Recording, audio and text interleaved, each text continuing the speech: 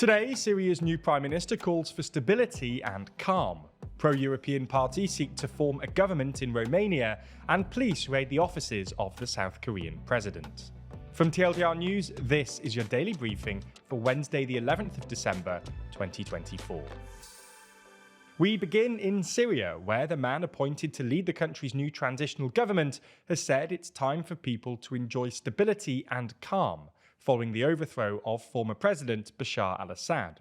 Mohammed al-Bashir, the new Prime Minister, made the comment in an interview with Al Jazeera.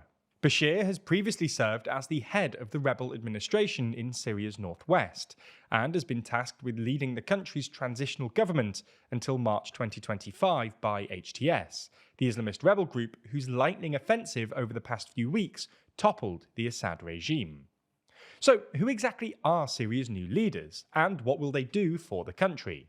Well, while Bashir has been named Prime Minister, the most powerful figure in Syrian politics right now is surely HTS's leader, Abu Mohammed al-Jolani, whose actual name, which he now seems to be going by, is Ahmed al-Sharaa. Al-Sharaa, or Jolani, used to be the leader of al-Qaeda's Syrian offshoot, the al-Nusra Front, and is considered a terrorist by the US State Department, which put a $10 million bounty on his head. His group was one of a few that captured Idlib in 2015, and by 2017, Jolani had severed his ties with al-Qaeda and formed Hayat Tahrir al-Sham, or HTS. To cut a long story short, Jolani was able to consolidate HTS's power in northwest Syria's Idlib province, and he began a significant transformation. HTS formed the Syrian Salvation Government, a civilian government for the rebel-held area, and Jolani oversaw a process of state building and reshaping his image, opting for more business-friendly attire, engaging with the public, focusing on governance, calling for religious tolerance and pluralism, and building his group's legitimacy.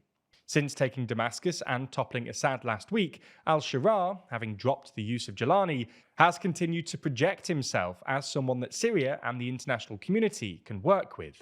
He did a sit-down interview with CNN in which he sought to reassure Syria's religious and ethnic minorities, and said Syria deserves a governing system that's institutional, not one where a single ruler makes arbitrary decisions. The big question is, will he and his group put its moderated rhetoric into action?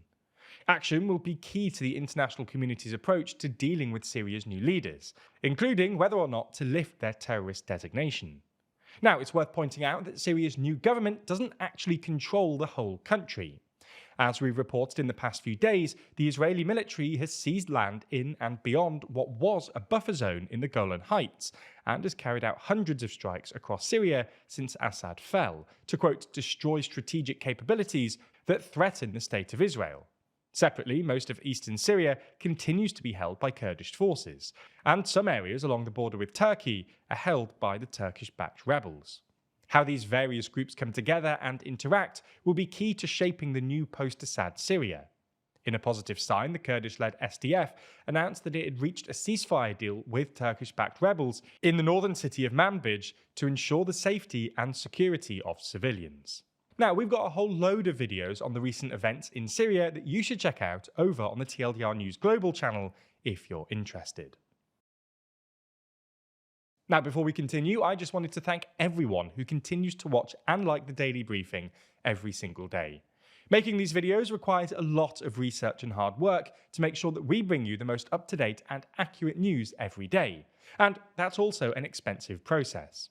If you want to support our journalism in 2025 and make sure we can keep doing the daily briefing, then there's no better way to do this than by purchasing a copy of our magazine, Too Long.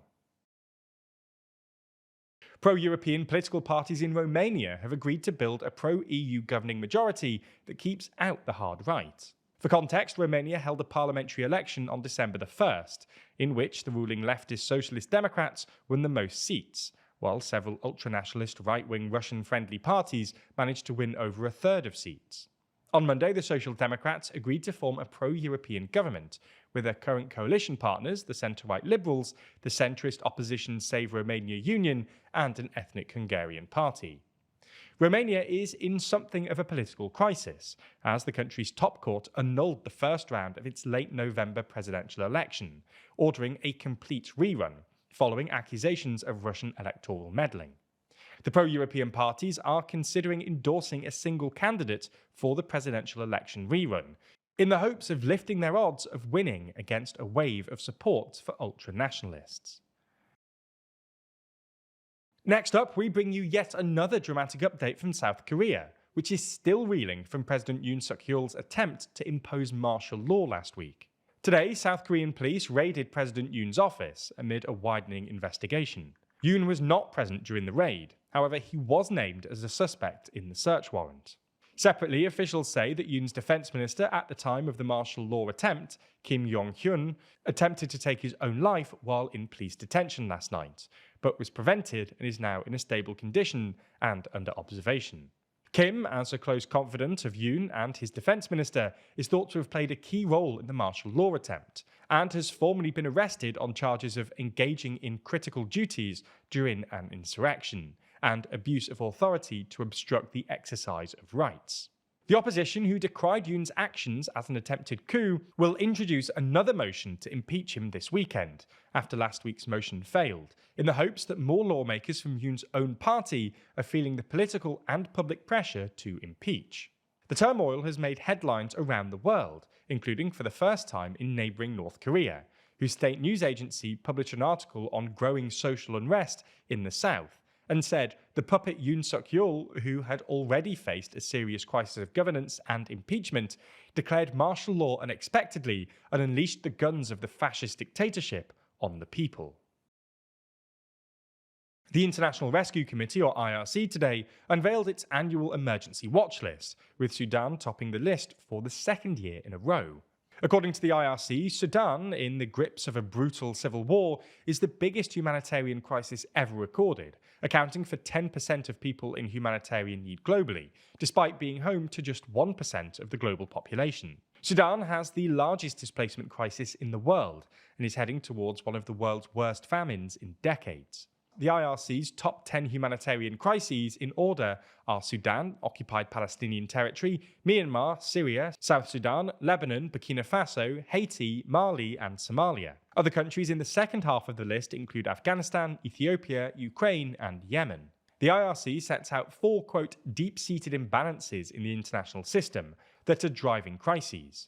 These are more conflict and less diplomacy, attacks on civilians and civilian infrastructure becoming increasingly central to battle strategy, more carbon emissions and less support for people suffering from the climate crisis, and more wealth accumulation, less poverty alleviation. The IRC has called for action that includes reforming the humanitarian aid system, relieving debt burdens, improving civilian protections and humanitarian access, investment in climate adaptation and resilience, and expanding safe pathways for refugees. Now, obviously, all of that is pretty complicated, but hopefully our analysis has made it a little clearer.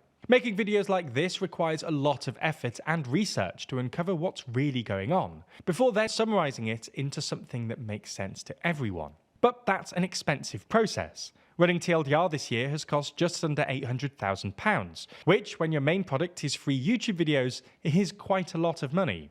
If you want to support our journalism in 2025, then one way to do so is picking up a copy of our magazine Too Long. That's because buying Too Long doesn't just get you a high-quality magazine, it also allows you to invest in independent journalism and join us in shaping the future of news.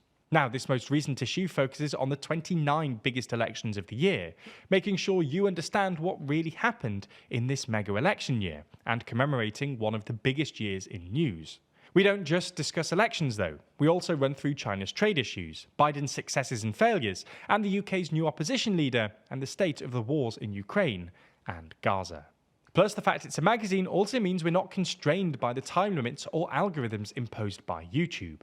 Unlike fleeting news cycles and algorithmic feeds, Too Long offers thought-provoking analysis and comprehensive coverage that's truly worth holding. If you're convinced, you have three more decisions to make. First, do you want a physical or digital copy? The physical is a high-quality 60-page perfect bound magazine shipped right to your door. The digital is slightly cheaper, especially if shipping is a concern. Your second choice is the standard or premium edition. The standard is just a copy of the magazine, while premium also gets you access to our monthly behind-the-scenes podcast, The Bullpen, where we break down all of the production of Too Long and TLDR more generally, and you'll get your name printed in the thank you section of the magazine. Finally, do you want to subscribe? If you do, you'll get a copy of Too Long every 4 months, meaning you'll never miss an issue. Plus, you'll also get 25% off every copy as long as you stay subscribed. If you can, subscribing also gives us a reliable income stream, which is super useful for us. Regardless of which option you choose, you can buy a copy right now at toolong.news or click the link in the description. Thanks for your support, and thanks for backing Too Long.